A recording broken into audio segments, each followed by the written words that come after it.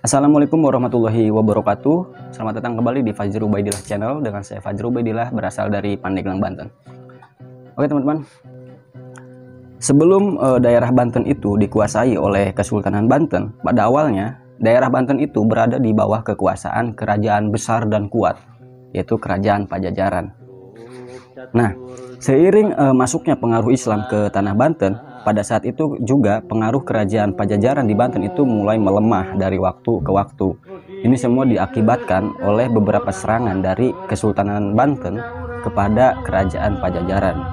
Setidaknya sudah ada 3 kali ya penyerangan yang dilakukan oleh Kesultanan Banten itu terhadap kerajaan Pajajaran, yang mana serangan yang ketiga atau yang terakhir itu dapat atau bahkan mampu membuat kerajaan besar seperti Pajajaran itu musnah dari peradaban. Bagaimana ceritanya kerajaan besar seperti kerajaan Pajajaran itu yang sudah berdiri ratusan tahun dapat ditaklukkan oleh kerajaan yang bahkan rajanya saja baru diganti 1 kali? Bagaimana ceritanya Kesultanan Banten itu dapat menaklukkan sebuah kerajaan besar seperti Pajajaran yang konon katanya dulu itu tidak dapat ditaklukkan oleh kekuatan besar sekalipun seperti Majapahit. Nah, di sini kita akan membahasnya. Silahkan besarkan volumenya dan siapkan juga kopinya, karena kita sama-sama akan menyimak peperangan 2 nenek moyang kita, 2 kubu dari leluhur kita, orang Sunda. Kita akan membahasnya setelah yang berikut ini.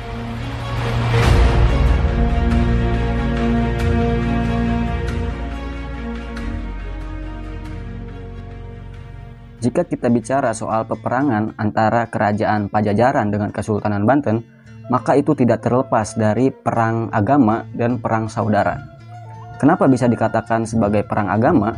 Ya karena tujuan Kesultanan Banten itu menyerang Pajajaran untuk memperluas pengaruh Islam, dan sebaliknya kerajaan Pajajaran pun itu untuk mempertahankan pengaruh Hindu di Banten. Dan kenapa perang ini bisa dikatakan perang saudara? Karena kedua kerajaan ini berasal dari keturunan yang sama, yaitu dari Sri Baduga Maharaja atau Jayadewata, atau yang biasa kita kenal Prabu Siliwangi. Sebelum kita bicara soal peperangan ini, mari kita bicara jauh ke belakang, di mana saat kerajaan Pajajaran itu baru berdiri. Mungkin masyarakat Sunda itu pasti sudah tidak asing ya dengan Prabu Siliwangi atau Sri Baduga Maharaja. Beliau dikenal sebagai raja yang sangat bijaksana, raja yang sangat adil.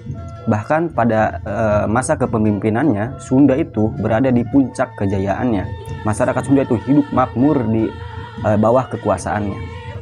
Dan Prabu Siliwangi juga, beliau merupakan salah satu figur yang sangat dihargai dan dihormati oleh masyarakat Sunda dari zaman dulu bahkan hingga detik ini. Nah, Prabu Siliwangi atau yang bernama asli Sri Baduga Maharaja atau Prabu Jayadewata itu lahir pada tahun 1401 Masehi di Kawali, Ciamis, Jawa Barat. Setelah beliau itu dewasa, Prabu Siliwangi dinobatkan menjadi raja 2 kali, yaitu sebagai raja kerajaan Galuh dan sebagai raja dari kerajaan Sunda. Karena 2 kerajaan ini di bawah kekuasaannya Prabu Siliwangi, maka dengan itu dia menyatukan 2 kerajaan besar ini menjadi satu kerajaan besar yang bernama Kerajaan Pajajaran. Nah, pada masa inilah masyarakat Sunda itu hidup sangat makmur. Mereka mempunyai keadilan yang seadil-adilnya, dan pada masa itu juga kerajaan Pajajaran berada di masa keemasannya atau di puncak kejayaannya ya. Lalu setelah Prabu Siliwangi itu menghilang atau ngahiang ya, tahtanya pun digantikan oleh keturunannya, yaitu ada beberapa raja penggantinya gitu ya, yaitu Prabu Surawisesa, Ratu Dewata, Ratu Sakti, Ratu Nilakendra, dan Ragamulya. Nah, pada masa Ratu Nilakendra inilah kerajaan Pajajaran itu runtuh oleh serangan dari Kesultanan Banten yang pada saat itu dipimpin langsung oleh Sultan kedua Banten, yaitu Maulana Yusuf. Selama 1 dekade kekuasaannya di Kesultanan Banten, Sultan Maulana Yusuf itu menitik beratkan perhatiannya kepada pembangunan kota, keamanan wilayah, perdagangan dan pertanian, serta melanjutkan ekspansi politik ayahnya. Dan salah satu pencapaian terbesarnya itu adalah menaklukkan kerajaan Pajajaran pada tahun 1579 Masehi. Nah, penaklukan ini dilandasi oleh tekadnya untuk menyebarkan agama Islam sampai ke pedalaman Banten gitu. Nah, sebelum peperangan Maulana Yusuf dan Pajajaran ini terjadi, sebelumnya sudah ada peperangan besar antara Kesultanan Banten dengan Pajajaran, yaitu saat Sunan Gunung Jati versus Prabu Surawisesa, dan yang kedua itu penyerangan Sultan Hasanuddin ke Pajajaran, yang mana pada saat itu takluknya salah satu pucuk umun bernama Arya Surajaya oleh Hasanuddin. Nah, namun kedua serangan ini pada akhirnya terbentuk sebuah perjanjian gencatan senjata atau perjanjian damai gitu ya, dari kedua belah pihak, yaitu dari Kesultanan Banten dan Kerajaan Pajajaran. Lalu setelah Sultan Hasanuddin itu digantikan oleh anaknya Maulana Yusuf, maka penyerangan ketiga ini pun terjadi. Karena Maulana Yusuf itu menyadari bahwa dia itu tidak terikat oleh perjanjian damai itu, maka Maulana Yusuf pun itu berambisi untuk meneruskan ekspansi politik ayahnya kembali, untuk memperluas daerah kekuasaan dan untuk memperluas pengaruh Islam di tanah Banten. Lalu diberangkatkanlah pasukan perang menuju Pakuan Pajajaran yang terdiri dari pasukan biasa dan pasukan khusus. Sesampainya di Pakuan Pajajaran, pasukan Banten ini langsung menyerang benteng pertahanan dari kerajaan Pajajaran yang sangat terkenal kuat. Di tengah-tengah peperangan, orang-orang itu saling adu kekuatan kanuragan, strategi perang, dan lain sebagainya. Hingga korban jiwa pun itu banyak sekali yang berjatuhan pada saat itu. Namun tanpa disadari, pasukan Banten itu mulai mendekati benteng pertahanan dari Pakuan Pajajaran. Raja Pajajaran, Ratu Nilakendra yang melihat ini pun, itu dia merasa ketar-ketir dan merasa khawatir jika bentengnya mampu dijebol oleh pasukan Banten. Karena benteng itu memang susah dijebol, pasukan Banten pun itu mulai kewalahan. Namun ternyata pada saat itu ada sebuah pengkhianatan di pihak Pajajaran, yang mana dia pengkhianat ini membuka gerbang benteng dari dalam.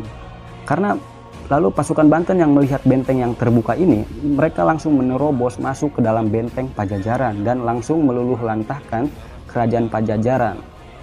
Namun Raja Pajajaran, Ratu Nilakendra ini berhasil kabur dan meloloskan diri, dan hingga saat ini itu tidak diketahui kemana perginya. Nah, setelah Kesultanan Banten itu berhasil menaklukkan Pakuan Pajajaran, Maulana Yusuf pun memindahkan singgasana Raja Pajajaran itu ke Keraton Banten gitu ya. Tujuannya untuk apa? Tujuannya agar Pajajaran itu tidak bisa mengangkat raja kembali. Karena tradisi pada waktu itu, syarat untuk mengangkat raja itu harus ada singgasananya. Jadi singgasana itu sebagai syarat untuk mengangkat raja gitu ya. Nah, namun ternyata tanpa disadari, Pajajaran ini dia berhasil mengangkat raja terakhirnya, yaitu Raja Ragamulya, Prabu Ragamulya atau Prabu Surya Kencana. Ragamulya ini berkedudukan di Pulau Sari, Pandeglang, Banten. Nah, Maulana Yusuf yang mendengar hal ini pun dia langsung pergi dan memberangkatkan pasukan perangnya ke Pulau Sari untuk menyerang Ragamulya. Nah, bisa ditebak akhirnya Ragamulya ini dapat ditaklukkan kembali oleh Maulana Yusuf dalam peperangan yang sangat dahsyat. Karena memang Ragamulya ini mempunyai pasukan yang sangat sedikit sekali, karena banyak yang berguguran pada peperangan yang sebelumnya.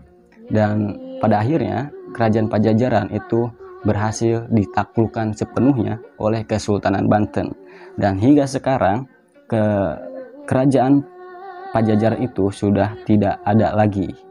Nah, itulah teman-teman penyerangan Kesultanan Banten yang dapat membuat kerajaan besar seperti Pajajaran itu musnah dari peradaban. Nah, mungkin di sini kita bisa ambil hikmahnya bahwa kekalahan Pajajaran itu diakibatkan oleh pengkhianatan. Jadi pengkhianatan itu sangat berakibat fatal pada sebuah kerajaan atau sebuah negara gitu ya.